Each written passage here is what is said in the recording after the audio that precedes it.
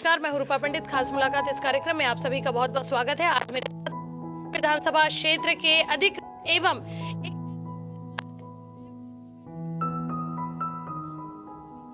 पहचाने जाते हैं और इनके बारे में सबसे बड़ी बात कि ये जमीन से जुड़े कार्यकर्ता है। ये ऑलरेडी 2 बार विधायक रह चुके हैं और एक बार फिर उन्हें मौका मिला है। तो निश्चित रूप से जो व्यक्ति जमीन से जुड़ा होता है उन्हें लोगों की हर समस्याएं जो रहती है वो उनसे भली भांति वाकिफ होते हैं। सबसे पहले तो सुधीर सर, आपका बहुत बहुत स्वागत है हमारे।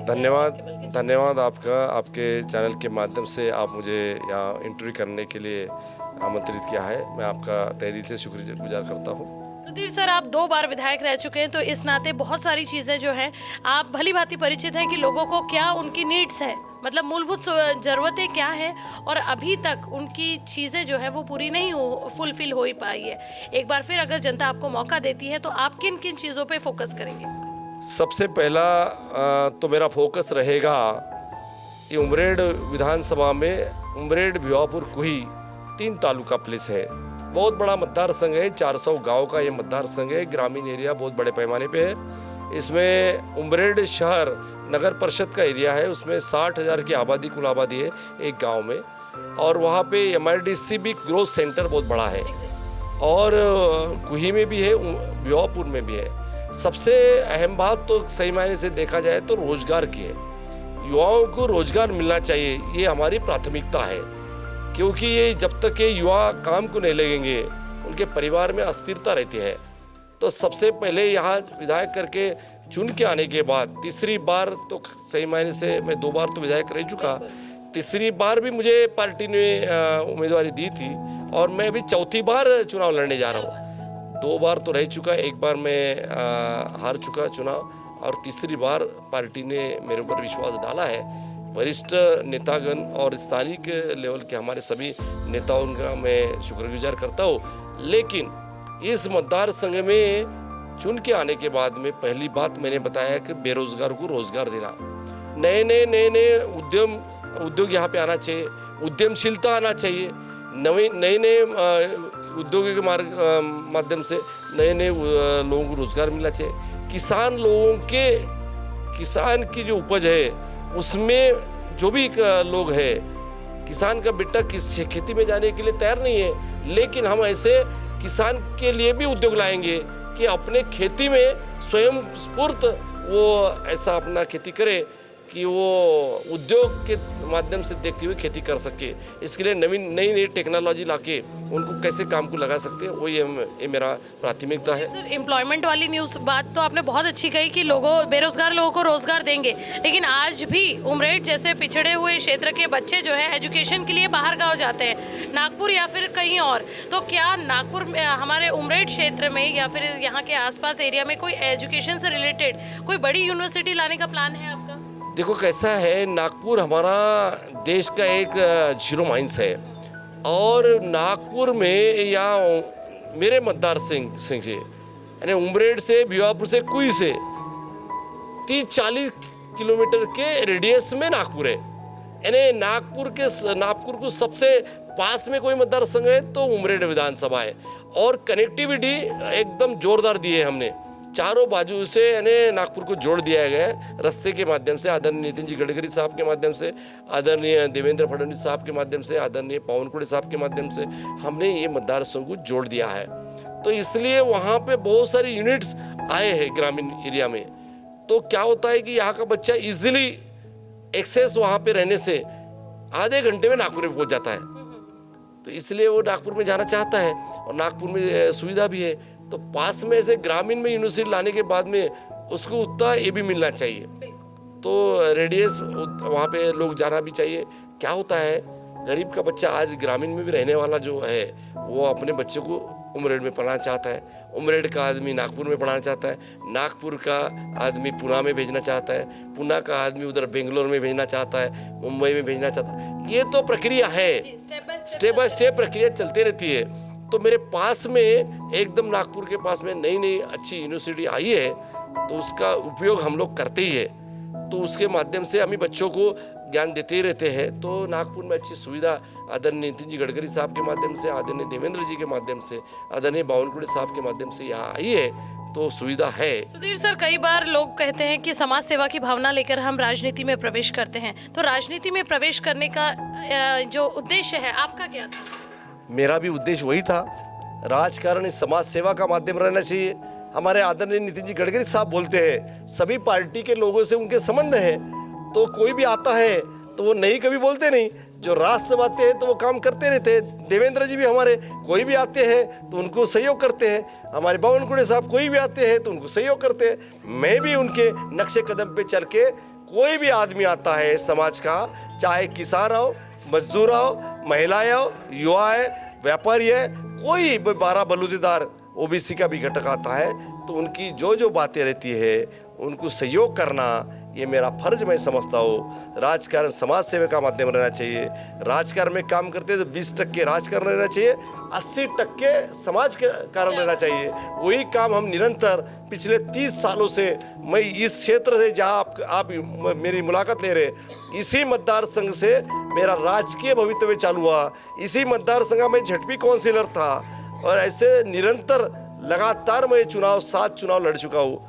तो ये पार्टी ने मेरे ऊपर बहुत बड़ा विश्वास रखा है, वो विश्वास को मैंने तड़ा जाने नहीं दिया। किसान आते हैं उसके लिए भी काम करता हूँ, छोटा बच्चा भी आता है उनके सुविधा के लिए काम करता हूँ, उनके पांदन रास्ते के लिए काम करता हूँ, एमएससीबी की लाइन के लिए काम करता हूँ, बेरोजगार को रोजगार देने के लिए काम करता हूँ। यानी हर सेगमेंट में जो जो सेगमेंट प्रशासन में आता है, जो आदिवासी के लिए, मागास वर्ग के लिए, ओबीसी के लिए, समाज का जो भी पिछड़ा वर्ग है, समाज का आखिरी पंक्ति में रहने वाला जो आदमी है, उसको मुख्य धारा में कैसे ला सकते हैं और समाज में जोड़ के सभी एक भाईचारे के साथ में समाज को कैसे खड़ा कर सकते हैं, उसी दिशा में मेरा काम करना निरंतर चालू है। सर, आखिरी सवाल कि महायुति का असर इस बार इलेक्शन में पड़ सकता है? जी, महायुति के माध्यम से आदरणीय एकनाथ जी शिंदे साहब, उनके नेतृत्व में आदरणीय देवेंद्र जी फडणवीस साहब, आदरणीय अजित जी पवार साहब, ये जो 3 लोगों का जोड़ी है, तीनों लोगों का एक साथ एकजुट से काम कर रहे हैं, तो ये महाराष्ट्र में बहुत बड़ा तब्दीली आया है, बदलाव आया है। नई नई योजना है, लाड़की बहन की योजना लाया मध्य प्रदेश सरकार ने। लास्ट 20 सालों से वहाँ पे लाड़की बहन योजना के माध्यम से पैसे दिए हैं और निरंतर महिलाओं का सम्मान किया है। हमने भी यहाँ पे महाराष्ट्र में हमारे सभी नेतागणों ने यहाँ पे मुख्यमंत्री लाड़की बहन योजना लाया और योगायोग से नागपुर जिले के पालक मंत्री आदरणीय देवेंद्र फडणवीस साहब है और उन्होंने मुझे उमरेड विधानसभा क्षेत्र का, उमरेड, भिवापुर, कुई तीनों तालुका प्लेस का लाड़की बहन का शासकीय योजना का अध्यक्ष बनाया और उसी के तहत मैंने 77,500 केसेस मंजूर करके उनके खाते में 5 इंस्टॉलमेंट ये चुनाव के पहले डाल दिया है। हमारे महिलाओं का सम्मान हमने किया है और निरंतर ये करते रहे। और दूसरी योजना है कि हमारे लाड़की बेटी के लिए योजना है, जो छोटी बेटी उनके घर में आई है तो उनके लिए उनके 18 साल होने के बाद में 1,01,000 रुपये देने का वो भी लाड़की बहन की योजना लाए। तो यहाँ पे और दूसरी बात है कि महिलाओं को 3 सिलेंडर मुफ्त की योजना है। अन्नपूर्णा योजना के तहत में हमें बहुत सारे महिलाओं का उज्ज्वला गैस में वहाँ पे रजिस्ट्रेशन हुआ है, लाड़की बहन में भी रजिस्ट्रेशन हुआ है, तो सभी को 3 सिलेंडर मुफ्त की योजना आएगी। किसान भाई यहाँ पे जिस गांव में हमारी मुलाकात आप ले रहे, यहाँ पे किसान के लिए उनकी बिजली 5 साल के लिए मुफ्त माफ कर दिया है और मॉर्निंग में सवेरे लाइन देने का जो वादा किया था वो लाइन सवेरे की भी चालू है। और शेतकरी सम्मान योजना के तहत केंद्र सरकार ने, राज्य सरकार ने भी ऐसे 6,000 12,000 रुपये किसान के खाते में डाले हैं। 1 रुपया में पीक बीमा केंद्र सरकार का मैं तहे दिल से आभार व्यक्त करूंगा। आदरणीय नरेंद्र मोदी साहब का तहे दिल से आभार व्यक्त करूंगा कि देश के इतिहास में पहली बार किसान का सम्मान करने के लिए, क्या है कि ये ऊपर का क्लाइमेट जो साथ देता नहीं, उनके उपज चली जाती है, फसल चली जाती है, लेकिन उनको आधार मिलना चाहिए, उनके परिवार में कोई आपत्ति ना आए, इसलिए 1 रुपये में उनका फसल का बीमा करके उनको लाखों रुपए की मदद यही मतदार संघ में हमारे नेतागण के माध्यम से, हमने प्रशासन के माध्यम से सभी बातें यहाँ पे किया है। तो ये निरंतर हम करते रहेंगे। अच्छी अच्छी योजना यहाँ पे आने से मुझे पूरा विश्वास है महायुति की सरकार आदरणीय नरेंद्र मोदी साहब के माध्यम से देश में सरकार आई है, राज्य में भी सरकार इस बार आती है, तो डबल इंजन की सरकार यहाँ बन के ये पूरा महाराष्ट्र गतिमान होके अलग अलग योजना यहाँ पे अच्छी तरह से इम्प्लीमेंट होगी, सभी का सम्मान होगा, सभी की योजना यहाँ पे होगी और सभी खुशहाली से जीवन बिताएंगे। इस दिशा में डबल इंजन की सरकार निश्चित तौर पे काम करेगी।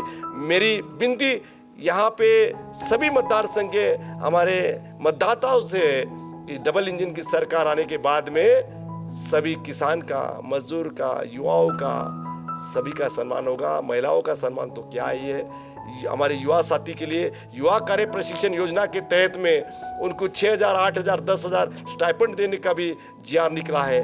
हमारे जो डीएड बीएड वाले हैं उनको भी 10,000 रुपये का स्टाइपेंड दे के उनको भी रोजगार को लगाया है। सभी को रोजगार यहाँ पे लगाएंगे, कोई ऐसा आदमी वंचित नहीं रहेगा। इसलिए डबल इंजन की सरकार की नितांत आवश्यकता है। मेरी मतदाताओं से विनती है कि आने वाले 20 तारीख को हमारे सभी मतदाता मतदान करने के लिए स्वयं स्फूर्ति से जाए और महायुति के उम्मीदवार जहाँ जहाँ भी है वहाँ चुन के देने के लिए निरंतर अग्रसर रहे। उमरेड विधानसभा में मैं उनका साथी, कभी भी हाथ दिए तो मैं कभी भी उनके सुख दुख में रहने वाला साथी हूँ। कभी भी उन्होंने बुलाया तो मैंने कभी नहीं कहा नहीं, आगे में भी नहीं कहूँगा नहीं। उनके सुख दुख में निरंतर रहूँगा, उनकी सेवा निरंतर करूँगा। राजकारण समाज सेवा का माध्यम से सेवक करके जनता की सेवा निरंतर करते रहूँगा। आने वाले 20 तारीख को उमरेड विधानसभा क्षेत्र की जनता ने कमल चिन्ह पे मोहर लगा के प्रचंड भारी मतों से मुझे चुन के दीजिए। ये मेरा आपका जो कर्जा है, आपकी आने वाली समस्याओं का निराकरण करते हुए आपको सबको मदद करने का मैं इस चैनल के माध्यम से वादा करता हूँ। किसी की निराशा नहीं होने दूंगा। इसी के साथ में मैं अपने वाणी को विराम देता हूँ। धन्यवाद। ये थे हमारे सुधीर पारवे सर, जिन्हें उमरेड विधानसभा क्षेत्र से एक बार फिर उम्मीदवारी मिली है। चौथा टर्म है और उम्मीद करते हैं कि जब जमीन से जुड़ा व्यक्ति जो है, जो लोगों की हर छोटी बड़ी तकलीफों को समझता है, तो जाहिर सी बात है। और सबसे बड़ी बात आज जो सुधीर सर ने कहा कि प्रशासन से जुड़ा जो भी व्यक्ति होता है, विधायक वैसे तो वह हर कोई जुड़ा होता है, लेकिन वहाँ से खींच कर निधि लाना ये अपने आप में बहुत बड़ी बात होती है और उस विधि को इम्प्लीमेंट करना। और सबसे बड़ी बात कि इन्होंने जो बेरोजगारों को रोजगार देने का वादा किया है वो निश्चित रूप से ही उम्मीद करते हैं कि वो पूरा करेंगे। और आने वाले 5 साल जो हैं निश्चित रूप से उमरेड शहर और आसपास का जितना भी एरिया है उसका चेहरा ज़रूर बदलेगा। तो लोगों को भी अब आज के इस टाइम में जो बदलाव चाहिए, हम चाहते हैं कि सुधीर पारवे सर के माध्यम से वो बदलाव लोगों को देखने को मिले और उमरेड शहर का विकास निश्चित रूप से ही हुआ। कैमरा पर्सन सचिन झोड़ापे के साथ रूपा पंडित की रिपोर्ट।